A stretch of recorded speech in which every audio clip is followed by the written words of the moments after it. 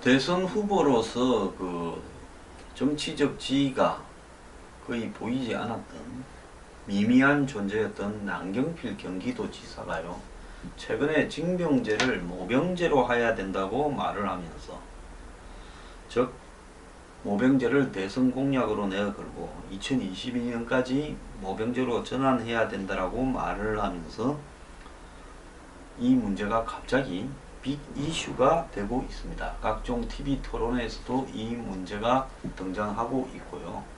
또 이 문제 속에는 대한민국의 여러가지 이 계층적 계급적 대립에 관한 문제, 또 이 청년 노동력의 이 일종한 어떤 이 착취라고 볼 수 있는 동원에 관한 문제, 또 더 나아가서 이 좌우파 간의 어떤 이념적인 어떤 부분을 징병제와 모병제로 포장해서 등장시키는 문제, 그리고 최근에 등장하고 있는 40조가 넘는 국방 예산 속에서 수많은 돈들이 방산 비리로 낭비되고 있음에도 불구하고 아직도 병들에게는 10만원 안팎의 이 보수를 지급하면서 열악한 환경에서 그렇게 고생하게 한다라는 문제 등이 굉장히 많이 깔려 있습니다. 그래서 단지 징병으로 하느냐 모병으로 하느냐를 넘어서는 대한민국의 어떤 사회적 합의, 그리고 국가에 대한 국민의 헌신에 대한, 누가 헌신하는가, 높은 사람의 자녀가 헌신하는가, 일반 국민들이 헌신하는가, 이런 문제까지를 다루는 매우 델리키트한 문제입니다. 거슬러 올라가면 조선시대 때 이 군력을 둘러싸고 비리가 만연하면서 왜군이 쳐들어왔을 때 조선을 지키는 군대가 실제로 한 3, 4천 명밖에 안 되었다. 동원할 수 있는 군대가 거의 없었고 정규군은 거의 다 무너지고 의병들이 일어나서, 성병들이 일어나서 나라를 지키기 위해서 투쟁을 했다. 그리고 이 수도 서울을, 한성을, 한양을 지키는 군대가 불과 몇백 명밖에 되지 않았다. 나중에 조선의 백성들이 임금을 이렇게 잡으러 다녔다. 이런 어떤 서글픈 일들을 생각한다면 이 백력의 뿌리는 그 나라를 유지하는 가장 기반이 되는 이 사안입니다. 그래서 이 문제를 거론할 때는 매우 신중하게 해야 된다. 이것이 전제가 되어 있고요. 그렇지만 지금 형태로 모두가 다 가는 것도 아니고 징병제지만 사실상 빠진 사람들은 빠져가는 구멍들이 난무한 상황에서 성실하고 정직하고 서민들의 자녀들이 훨씬 높은 비율로 군에 가게 되는 것이 대한민국의 징병제 하에서 현실이고, 방산 비리가 난무하는 현실에서 지금처럼 10만원대 월급을 주는 이 징병제를 고칠 필요가 있다 라는 문제도 저는 공감을 합니다. 자, 그렇다면 이 문제를 어떻게 해결할 것인가 하는 부분에서요, 이것이 정치적으로 포퓰리즘으로 흘러가서는 절대 안 된다 라는 것이 제 생각입니다. 자, 남경필 지사가요, 내년에 대선 공약으로 모병제 도입을 여야 대선 후보분에게 공식 제안했는데요, 이 양반도 좀 웃기는 양반입니다. 자기가 대선 나간다 하면서 그걸 갖다가 그냥 이 공약하면 되지, 무슨 지사가 경기도 일이나 열심히 해야지 대선 후보자들에게 제안을 한다? 제가 볼 때 아마 이런 우리 사회에 굉장히 경계 손상에 있는 예민한 문제 몇 가지를 누가 남경필 지사를 보고 던지면 그것이 사회적 화두가 될 것이니까 그걸로서 화제를 집중시킨 다음에 대선 주자로서 어느 시점에 등장하면 된다라고 그렇게 조언을 한 것 같아요. 남경필 지사는 아마 이런 문제들을 계속 이야기할 거라고 보고 있는데요. 자, 그래서 지금 이런 어떤 이 각종 그 이후에 TV 토론이나 국회 각종 그 이 토론회가 열리고 있습니다. 모병제 전환에 대해서요. 자, 내년 대선에서 모병제 이슈를 국가적 아젠다로 설정하여 공론화하고 차기 대통령 인수위에서 모병제 추진단을 설치하는 준비 작업을 끝낸 다음에 대통령 취임과 동시에 차기 대통령이 모병제를 즉각 실시하여 차기 대통령 임기 내인 2022년까지 모병제로 완전히 전환하는 게 계획인데요. 남 지사는 우리가 많은 침략에 시달려 안녕하셨냐라는 인사가 DNA에 남아있다. 눈부신 성장은 위기에 빠졌고 이젠 리빌딩이 필요하다. 특히 군 문제가 그렇다라고 말을 합니다. 그는 작지만 강한 군대를 육성하기 위해 개인의 자유의지에 기초한 모병제가 필수적으로 검토돼야 된다.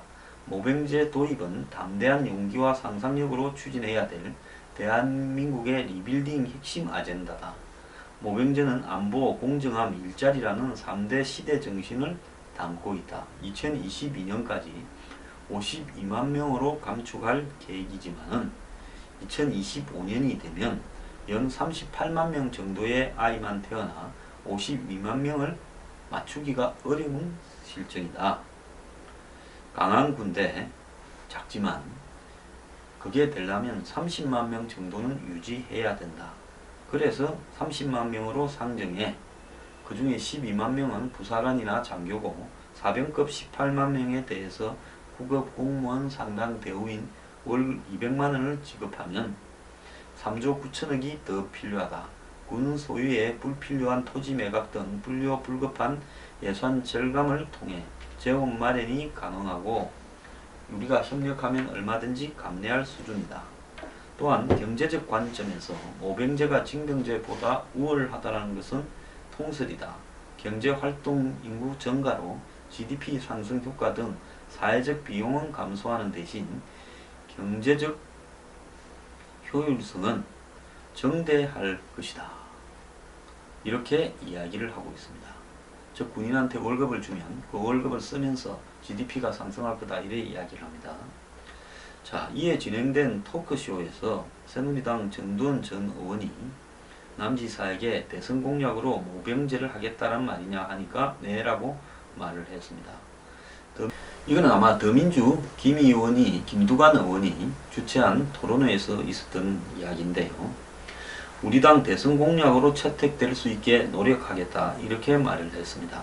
김두관 의원도 토론에서 모병제 도입은 양질의 청년 일자리를 창출하고 군대 위상을 높일 수 있는 좋은 방안이라 본다.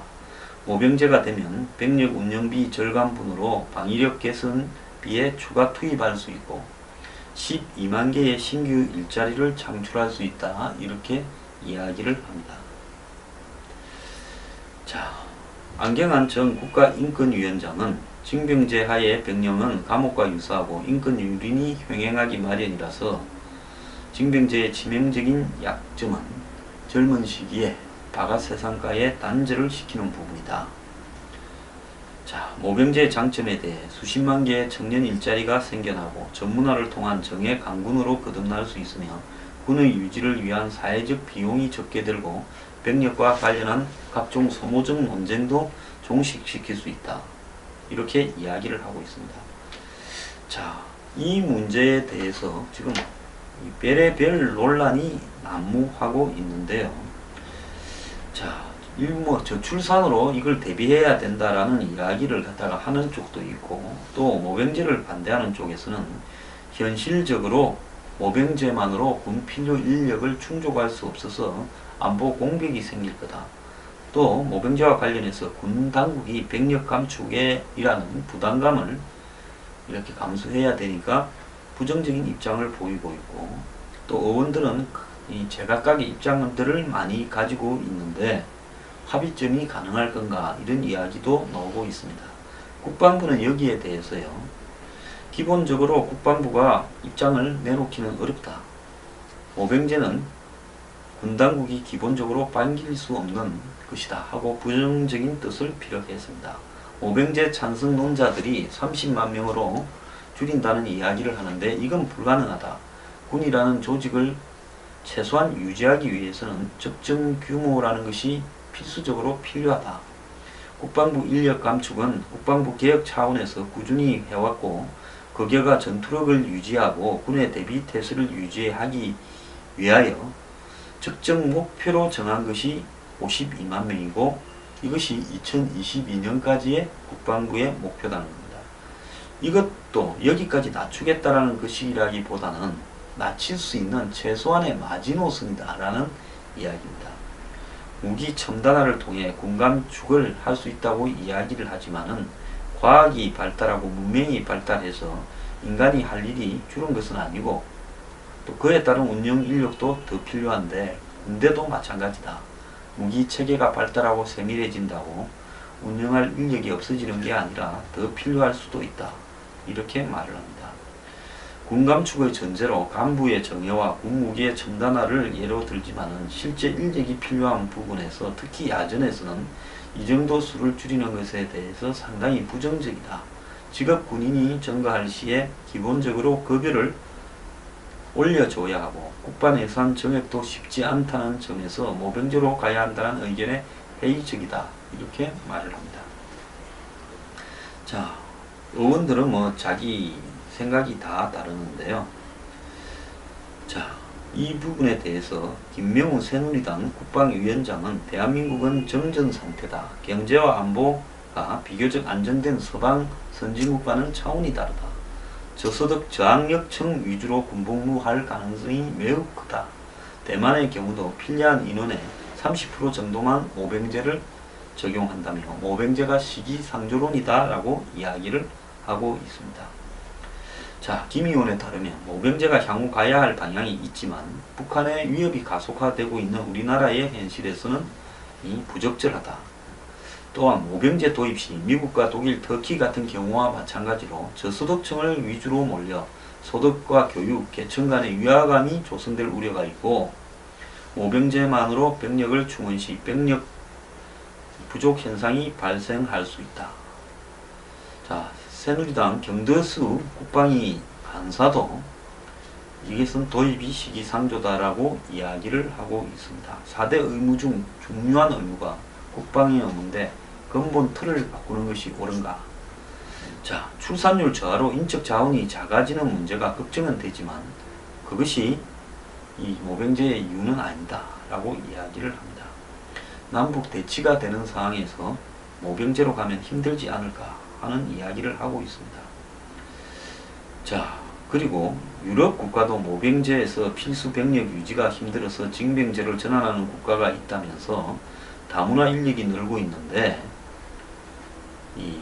오히려 군에서 다양한 사람들의 소속감을 키우는 차원에서 이렇게 징병제를 유지하는 것이 소속감과 국가에 대한 유대감을 높여주는 데 도움이 된다 라고 이야기를 하고 있습니다. 자, 경제가 나빠져서 모병제를 통해서 사람을 모을 수 있다고 하는, 경제가 좋아지면 군대가 사람을 모을 수 있겠느냐, 이런 이야기도 하고 있습니다. 자, 이 문제에 대한 논란은 매우 많겠지만 제가 간단하게 이야기를 좀 하겠습니다. 지금 대한민국의 현재 이 병들의 처우나 대우에 있어서 이렇게 해서는 안 된다고 생각합니다. 저는 월급을 적어도 100만원 수준까지를 목표로 해서 징병제 하에서 올리려고 노력을 해야 된다고 봅니다. 그래서 월 100만원이면 군을 마치고 21개월을 합니까? 이 육군 같은 경우에는요.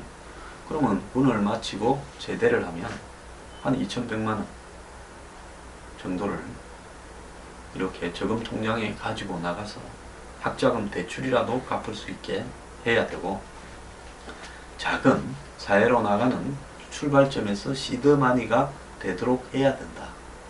그리고 이걸 가기 위해서는 연차적으로 계획을 세우고 올려줘야 된다. 그리고 한국 경제가 더 성장을 하면 그때는 100이 아니라 200을 향해서 가야 된다.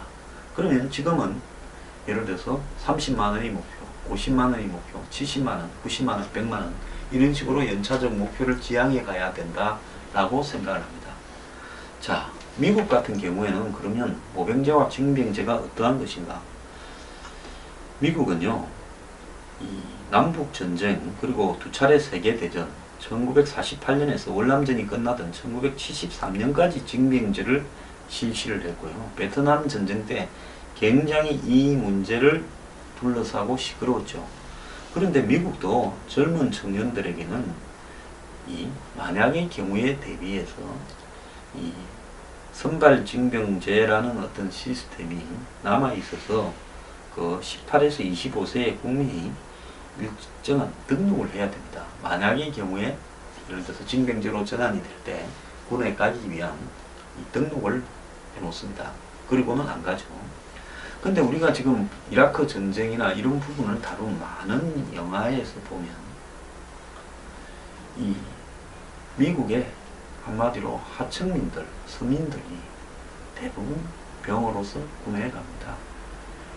대학을 가기 위해서 군을 가서 최소 3년에서 직책에 따라서 4년, 5년을 근무하고 나면 월급을 받고 그 돈으로 대학을 가고 또 군을 갔다 온 사람은 대학을 가게 될 때 여러 가지 주립대학 같은 경우에는 특전이 있기 때문에 그런 학비, 특전을 갖다가 이용을 해서 가고 그럼으로써 없는 집 자녀가 군을 가서 복무하고 그걸 계기로 해서 대학을 가서 대졸자로서 자기의 경력을 가지고 중산층으로 진입하기 위한 통로로 많이 있습니다.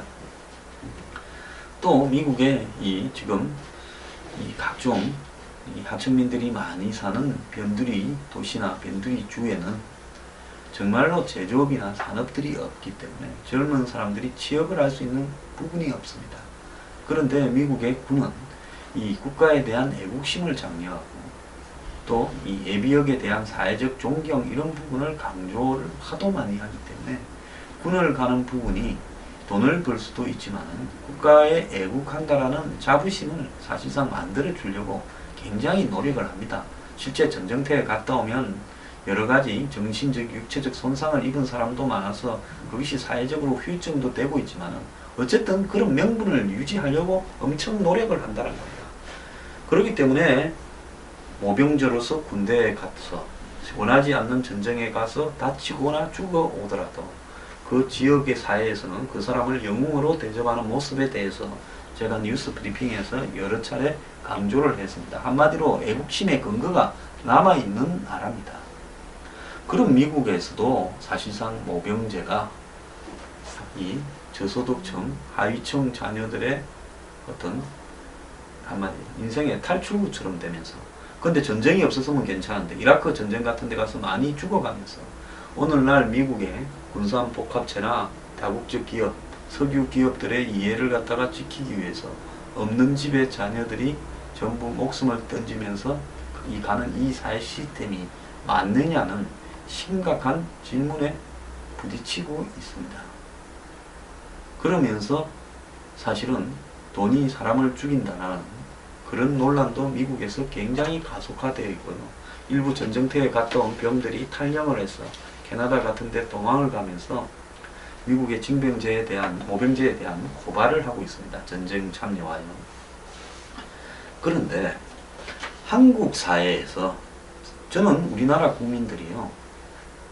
뭐를 못 견딥니까? 가난한 거는 견딜 수가 있는데 배가 아픈 것은 못 견디는 국민들입니다. 자, 우리나라에서 모병제를 한다면 월 200만 원을 준다면 솔직히 말하면 한국의 여태까지의 어떤 풍토들 소비부터 살아가는 모든 것이 남한테 가시하기 위해서 삽니다. 그 비싼 비용을 갖다 대면서 강남에 살라고 파라군에 살라고 자녀들을 자사고나 특목고에 보내려고 엄청나게 인생의 목표인 것처럼 노력을 합니다. 그 경쟁에 부딪히기 싫은 사람은 해외 유학을 보냈다고 내가 기러기 사는 사람이 수십만 명입니다. 그거 다 뭡니까? 남한테 보여주기 위한 가식인데요. 자, 한국에서 자녀가 대학을 다닐 나이쯤 됐고 군에 갈 나이쯤 됐는데 이제 모병제가 됐다고 한번 생각을 해봅시다. 지금 몇 명입니까? 남자애 둘이 있다. 그러면 대학에 다닙니까? 군대 갔습니까? 여기서 군대 갔다라고 이야기하는 순간에 나는 하위층입니다 라는 것을 인정하는 그런 부분이 돼버리지 않겠습니까? 안 그럴 거라고 보십니까? 솔직히 모병제로 전환을 하게 되면 우리나라 같이 계층 계급의식이나 거기에 따르는 허위의식, 한마디로 남에게 보여주기 위한 과시 욕구가 강한 나라에서 조금만 살만하면 밖에서 알바를 하고 살더라도 군대에 안 보내려고 하는 겁니다. 왜? 내 자녀가 군대에 갔다는 것이 나는 하위층입니다 라는 것을 보이는 거니까요. 자, 우리 지금 세계에서 유일하게 북한이라는 핵과 미사일을 가지고 우리보다 군사력이 월등하게 앞서 있는 사이코패스 집단과 대응하고 있습니다. 저는 김정은이 정상이라고 보진 않습니다. 자, 세계에서 한국 같은 이런 현대사를 가진 나라가 없습니다. 가장 좁은 공간에 가장 엄청난 군사력이 대립하고 있는 지역이 DMZ입니다. 휴전 상태입니다. 이 휴전 상태에서 모병제로 전환을 해서 없는 집의 자녀들만 지킨다요. 북한이 가장 좋아할 이야기가 모병제 전환입니다. 제가요 이런 말을 하면 그러면 사병들의 임금을 착취하는 현행의 구도는 옳느냐라고 하면서 또 방산비리 이야기하고 나올 겁니다. 제가 방산비리 누구보다도 더 많이 이야기했고요. 국방 예산의 낭비에 대해서 누구보다도 더 많이 이야기를 했습니다. 저는 현재의 사병들의 월급 체계를 이렇게 유지해서는 안 된다라는데 동의를 하고요. 목표를 설정해서 국방 예산의 상당한 부분을 사병들 월급으로 가도록 해야 된다라고 생각을 하고 비효율적이고 낭비적인 각종 무슨 장비 개발이니 도둑질 해먹는 부분을 전부 틀어서 정리를 해야 된다고 보는 사람입니다. 그렇지만은 이런 이유로 해서 모병제로 간다고 하는 것은 엄청난 위험 요인이 될 수 있다는 겁니다.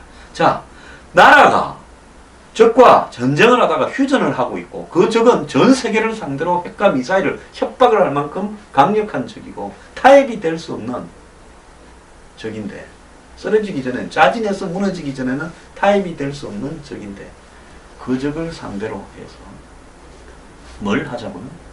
그 적을 상대로 해서 모병제를 하자. 자, 그렇게 되면 없는 집 자식들만 군대에 가서 지키고 있을 겁니다. 자, 북한이 도발을 하면 없는 집 자식들만 죽고요. 있는 집 자식은 그 2년 동안에 유학을 가고 학교를 가고 진학을 석사 박사를 가서 엄청나게 자신들의 스펙을 높여서 살게 될 겁니다. 자, 2년 하면 얼마입니까? 1년에 2,400, 2년 근무하면 4,800만 원입니다. 자, 그 4,800만 원을 가지고 있는 사람과 없는 사람의 차이를 나누어서 없는 집 자식들은 국가를 지키고 있는 집 자식들은 유학을 가고 놀러를 가라.